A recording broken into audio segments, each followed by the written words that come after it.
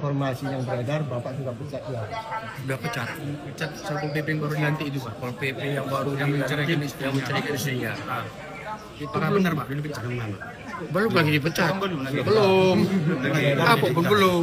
Dan sangat disayangkan banyak sekali oknum-oknum yang nakal yang memberitakan bahwa si P3K ini telah dipecat hanya untuk mendapatkan like dan komen dan segala macam.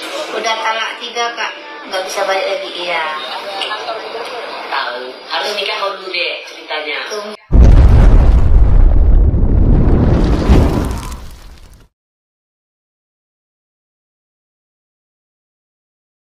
Assalamualaikum sobat-sobatku semuanya dimanapun berada, semoga sehat selalu ya. Sebelumnya beredar kabar bahwa suami Mbak Imelda Savitri itu dipecat dari P3K oleh Pak Bupati Aceh Singkil ya. Rupanya kabar itu hoax sob ya, ternyata nggak bener nih. Waduh, siapa sih yang bikin berita? Oke, langsung aja kita saksikan bagaimana tanggapan dari Pak Bupati soal kabar tersebut ya sob. Berikut videonya. Informasi yang beredar, Bapak sudah pecat ya? Sudah pecat satu PP yang baru dilantik itu Pak. Kalau PP yang baru yang menceraikan istrinya. Itu benar Pak, ini pecat mana? Belum lagi dipecat. Belum. Apa pun belum. Sekarang kita ada kesana penyelidikan dulu. Baru kita ajak ya. Dan kita utamakan kalau bagi pribadi saya dan juga sebagai bupati saya harus dirujukkan kembali mereka.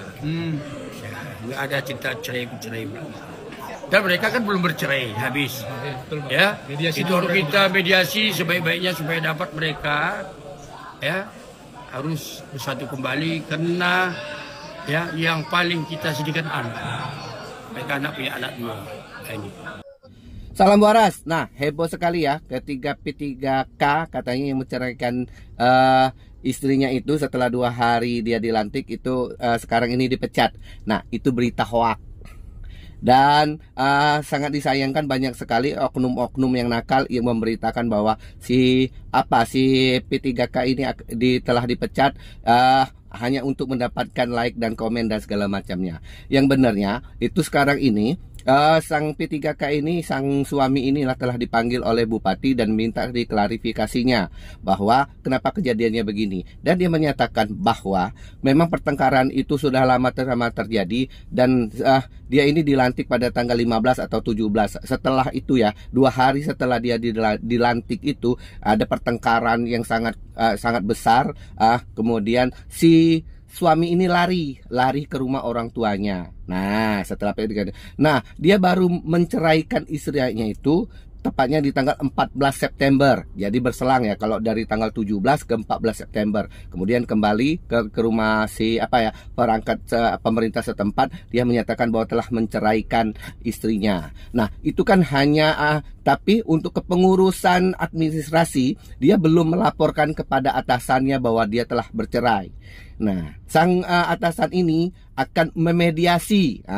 Itu bagus kalau memediasi. Untuk memediasi keduanya itu agar dapat kembali lagi atau rujuk kembali. Kalaupun hal itu tidak dapat terlaksana dan atasan si P3K ini akan menganjurkan untuk segera diselesaikan melalui pengadilan yang setempat untuk dinyatakan perceraian itu diurus dengan benar-benar. Jadi tidak mudah bagi seorang P3K untuk dipecat hanya karena dia menceraikan istrinya. Nah, saya bukan membela si suami ini ya, tapi terjadinya perceraian itu pasti ada tidak kecocokan satu di antara lainnya, dan kita jangan terlalu menjudge bahwa si A salah dan si B salah. Pasti keduanya mempunyai salah, ada salahnya semua ya. Nah, tapi sebagai orang yang cerdas, kita harus mendudukkan perkara ini dan kita selesaikan bagaimana orang-orang ini bisa untuk rujuk kembali. Beredar luasnya tidak ada ya pernyataan bahwa si suami ini selingkuh. Itu hanya berita-berita yang tidak bertanggung jawab. Kemudian adanya yang ada itu hanyalah ketidakcocokan. Nah, ketidakcocokan ya apa? Ya orang suami istri ini saja yang tahu. Yang netizen ini hanya memanas-manasi dan mengkompor-kompori saja. Jadi kita doakan yang terbaik bagi keduanya agar mereka ini rujuk. Tapi netizen pasti marah. Tapi alangkah lebih baiknya kalau kedua orang ini untuk rujuk dan merajut rumah tangga dengan kedua anaknya ya. Salam waras. Udah talak 3 kak, nggak bisa balik lagi. Iya. Tahu. Harus nikah dulu deh ceritanya. Tunggu, apa ini? Kalau nikah ya nikah. Maksudnya kalau mau kembali kau sama dia harus nikah dulu kau. Kerjaan. Ya emang gitu. Kalau udah berarti kan begitu ya kawan-kawan semua kan. Harus nikah dulu sinyalnya sama laki-laki lain. Kalau udah dicerai lo bisa nikah sama siapa lagi. Itu kan sampai segini ya nggak ada uang. Suka udah. Ya sudah kita buka lembaran baru ya. Doa dari ibu-ibu luar biasa. Amin ya Allah. Amin. Salam dari Kota Cane. Kota Cane, apa kabar Kota Cane? Kota Cane nggak tahu. Aku Kota Cane. Kalau bahasa Kota Cane ngerti, tapi ngomongnya susah. Karena mama orang Kota Cane. Dari kecil juga pernah SD di Kota Cane, tepatnya itu di daerah Putu Meliu kalau nggak salah, sama di Lei Sumur ya. Oke, dari pengakuan Mbak Imelda Syafitri sendiri bahwa beliau sudah talak 3 ya. Jadi artinya kalau memang mau disatukan lagi ya harus dinikahi orang lain dulu, begitu kemudian dicerai, dan itu pun nggak ada kong kali kong ya, nggak ada kerjasama begitu ya, harus murni dinikahi orang lain, kemudian diceraikan lalu baru dinikahin oleh suami yang sebelumnya di awal tadi sob ya. Oke, kita lanjut. Kakak kalau ingat suami masih sedih? Kakak kalau ingat suami masih sedih? Intinya sekarang lagi fokus anak ya, untuk anak. Kalau untuk menghilangkan kesedihan karena dia, kita ingat aja bagaimana dia Penyakit. bagaimana dia buat kita gitu. Itu aja sih, bagaimana kelakuan dia gitu. Saya pun nggak sempurna juga, saya mungkin sama.